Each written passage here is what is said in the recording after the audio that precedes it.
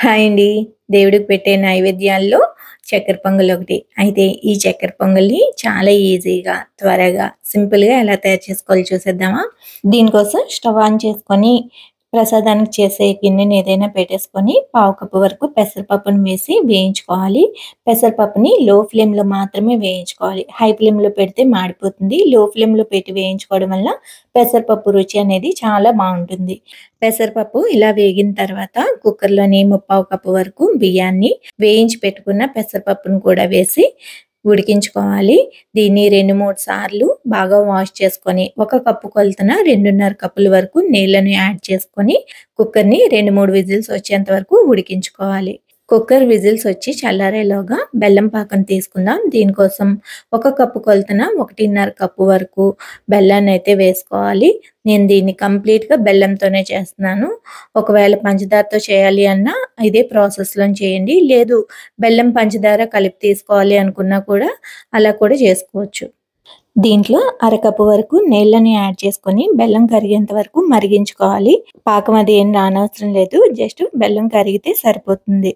చూసారు కదా! ఇలా మరిగితే సరిపోతుంది. బెల్లంలో ఏమన్నా నలుకలున్నాయి అనుకుంటే ఒకసారి వడపోసుకొని మళ్ళీ తీసుకోవాలి.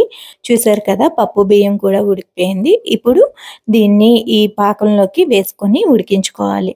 డైరెక్ట్‌గా ఇలా అయినా వేసుకోవచ్చు. కాస్తంత అన్నాన్ని మెదిపి కూడా వేసుకుంటే ఇంకా మెత్తగా ఉంటుంది. దీంట్లోని కొద్దిగా ఉప్పుని వేసి కలుపుకుంటే చక్కెర పొంగల్ రుచి చాలా బావుంటుంది. ఇది ఇలా ఉడుకుతుండగా మరొక పక్కన చిన్న గిన్నెలో 4 స్పూన్లు నెయ్యి వేసి, నెయ్యి వేడెక్కిన తర్వాత దీంట్లో కొన్ని బాదం పలుకుల్ని, జీడిపప్పు పలుకుల్ని వేసి వేయించుకోవాలి.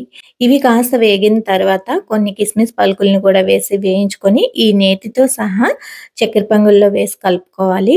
ఈ నేతితో చక్కెర పొంగల్ ఉడుకుతూ ఉంటే దాని టేస్ట్ చాలా బావుంటుందండి. ఇప్పుడు దీంట్లోని కొద్దిగా ఇలాచీ పౌడర్, ఉంటే చిన్న పచ్చ కర్పూరాన్ని, చివరగా వేడి చేసిన పాలను కూడా వేసి ఒకే ఒక్క నిమిషం పాటు ఉడికించుకున్నాం అనుకోండి, చక్కెర పొంగల్ టేస్ట్ అనేది అమోఘంగా ఉంటుంది. ఇలా ఈజీగా చక్కెర పొంగల్ ప్రసాదాన్ని నైవేద్యంగా పెట్టేసేయొచ్చు. రానున్న నవరాత్రుల్లోని అమ్మవారికి ఒకరోజు ఇలా చక్కెర పొంగల్‌ని నైవేద్యంగా పెట్టండి. నచ్చిందా? నచ్చితే తప్పకుండా లైక్ చేయండి. మీ ఫ్రెండ్స్ అండ్ ఫ్యామిలీతో షేర్ చేసుకోండి.